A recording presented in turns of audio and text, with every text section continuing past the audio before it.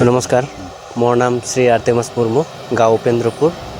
आज 25 तारीख 6 माह 2025 जोआ माहत आमी सारक चिरंजीत सारक अनुरोध करिसिलो जे এই उपेन्द्रपुर गाँवत थका एटा हुरु रास्ता और कालभार्ट इयाते बहु दिनर पुरा बहु सरकार पार हो गल।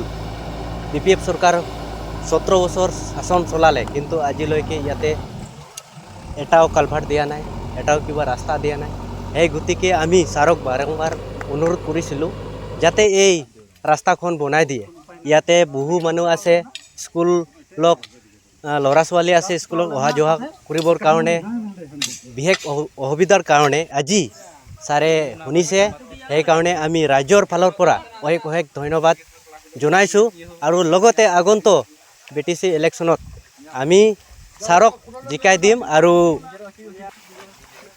জিকাই দিয়াৰ পিছত যিখিনি আধৰুৱা কামবোৰ আছে যাতে সেইবিলাক ভালকৈ কৰিব পাৰে সেইটো আশা ৰাখি আমাৰ গাঁৱৰ পৰা অশেষ অশেষ ধন্যবাদ জনাইছোঁ।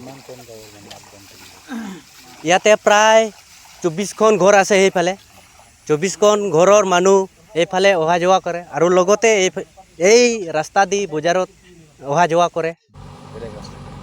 ব্লেক ৰাস্তাটো সেইফালে চুইচ গেট আছে, বহু দূৰ হয়। ইয়াতে নদীত পাৰ হয় যায়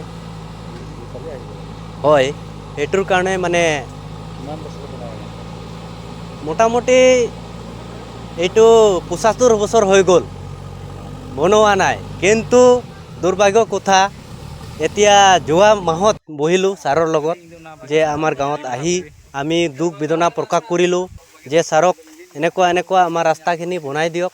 ইয়াতে কালভাৰ্ট ভাঙা চিঙা হ'লেও বা কৰবা যদি ভাল যদি পায় আনি দিয়ক আৰু বনাই দিয়ক। আমি এইটো অনুৰোধ কৰিছিলোঁ, আজি শুনিছে, বনাই দিছে ছাৰে। চিৰঞ্জিত ছাৰে, ছ'চিয়েল ৱাৰ্কাৰ।